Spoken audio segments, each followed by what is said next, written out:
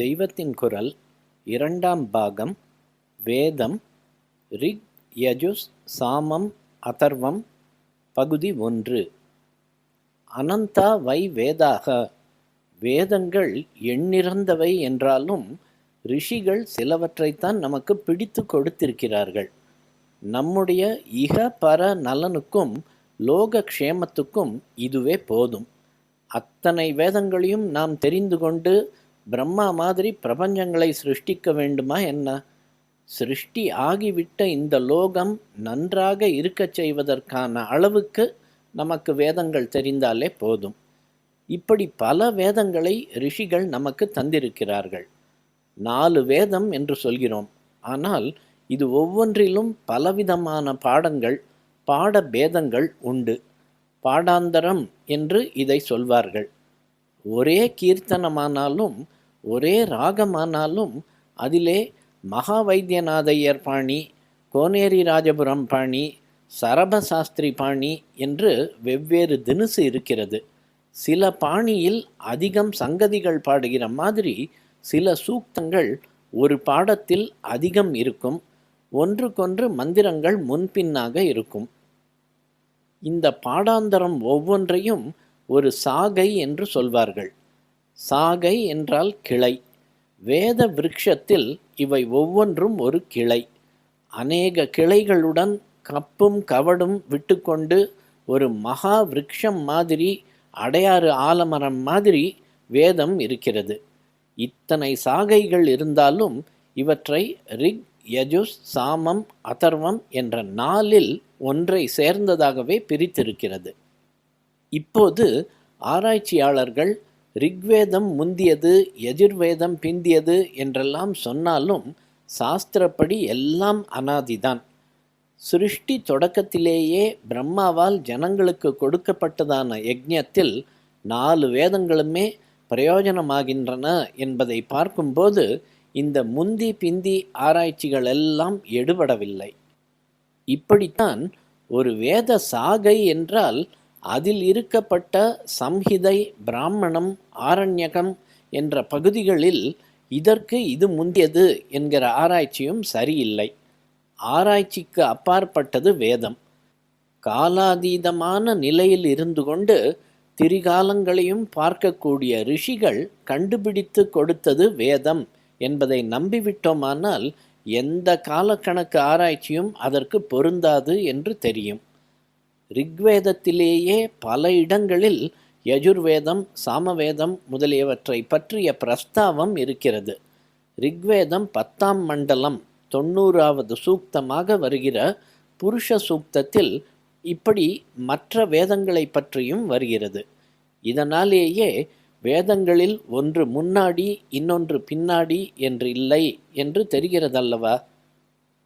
ஒவ்வொரு சாகையிலும் சம்ஹிதை, பிராமணம், ஆரண்யகம் என்ற 3 உண்டு என்றேன். பொதுவாக வேத அத்தியாயனம் என்னும்போது இவற்றில் சம்ஹிதா பாகத்தின் அத்தியாயனம் என்று மட்டும்தான் அர்த்தம் பண்ணிக்கொள்கிறோம். ரிக்வேத சம்ஹிதையை மட்டும் புஸ்தகமாக போட்டு அதற்கு ரிக்வேதம் என்று பெயர் கொடுத்து விடுகிறோம். ஏனென்றால் சம்ஹிதை தான் ஒரு சாகைக்கு ஆதாரமாக, உயிர் நாடியாக இருப்பது. சம்ஹிதா என்றால் ஒழுங்குபடுத்தி சேர்த்து வைத்தது என்று அர்த்தம். ஒரு வேதத்தின் தாத்பரியம் என்னவோ அவ்வளவையும் சிஸ்டமேட்டிக்காக சேர்த்து மந்திரங்களாக கொடுத்திருப்பது தான் சம்ஹிதை. ரிக்வேத சம்ஹிதை முழுக்கவும் பொயட்ரி, செய்யுள் ரூபத்தில் இருப்பது. பிற்காலத்தில் ஸ்லோகம் என்று சொல்லப்பட்ட செய்யுளுக்கே வேத காலத்தில் ரிக் என்று பெயர்.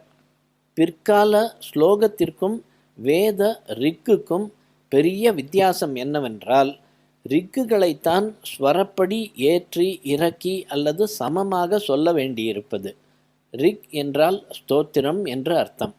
ரிக்வேத சம்ஹிதை முழுக்கவும் இப்படிப்பட்ட ஸ்தோத்திரங்களாகவே இருக்கிறது. பல தேவதைகளை பற்றின ஸ்தோத்திரங்கள். ஒவ்வொரு ரிக்கும் ஒரு மந்திரம். ஒரு தேவதையை பற்றி பல ரிக்குகள் சேர்ந்து ஒவ்வொரு சூக்தமாக ஏற்பட்டிருக்கின்றன. ரிக்வேதத்தில், அதாவது சம்ஹிதையில் 10,000 சொச்சம் 10,170 ரிக்குகள் மந்திரங்கள் உள்ளன. 1028 சூக்தங்கள், 4 வேத சம்ஹிதைகளும் சேர்ந்து 20,500 மந்திரங்கள். ரிக்வேதத்தை 10 மண்டலங்களாகவும் 8 அஷ்டகங்களாகவும் 2 விதத்தில் பிரித்திருக்கிறது. அக்னியை பற்றிய சூக்தத்தோடு ஆரம்பித்து அக்னியை பற்றிய சூக்தத்தோடேயே அது முடிகிறது. வேதங்களுக்குள்ளே தேவதா ஸ்தோத்திர ரூபமாயிருப்பது ரிக்வேதம். அதில் உபக்கிரமம் ஆரம்பம், உபசம்ஹாரம் முடிவு இரண்டிலும் அக்னியை சொல்லியிருப்பதால் அக்னி உபாசனைதான் ஃபயர் வர்ஷிப், வேத தாத்பரியம் என்றே கொள்கிறவர்களும் உண்டு. அக்னி என்றால் ஆத்ம சைத்தன்யத்தின் பிரகாசம், சத்திய தத்துவத்தை பற்றிய அறிவொளி என்றால் இதுவும் சரிதான். ரிக்வேதத்தின் கடைசி சூக்தம் அக்னியை பற்றியதாக இருந்தாலும் அதில்தான் இப்போது தேசிய கீதம், நேஷனல் ஆந்தம் என்று சொல்வதற்கு மேலாக சர்வதேசத்திற்குமான ஒற்றுமை பிரார்த்தனை, இன்டர்நேஷனல் ஆந்தம் இருக்கிறது. எல்லா ஜனங்களும் ஒன்று சேர்ந்து ஏக மனசாக இணைந்து ஆலோசனை பண்ணட்டும், எல்லோருக்கும் ஒரே லட்சியமாக இருக்கட்டும், எல்லா ஹிருதயங்களும் அன்போடு ஒன்று சேரட்டும், இப்படி ஏகோபித்த எண்ணத்தோடு எல்லோரும் ஆனந்தமாக இருக்கட்டும் என்று ரிக்வேதம் முடிகிறது. யஜ் வழிபடுவது என்ற தாதுவிலிருந்து யஜுஸ் யஜ்ஞம் என்ற இரண்டும் வந்திருக்கின்றன.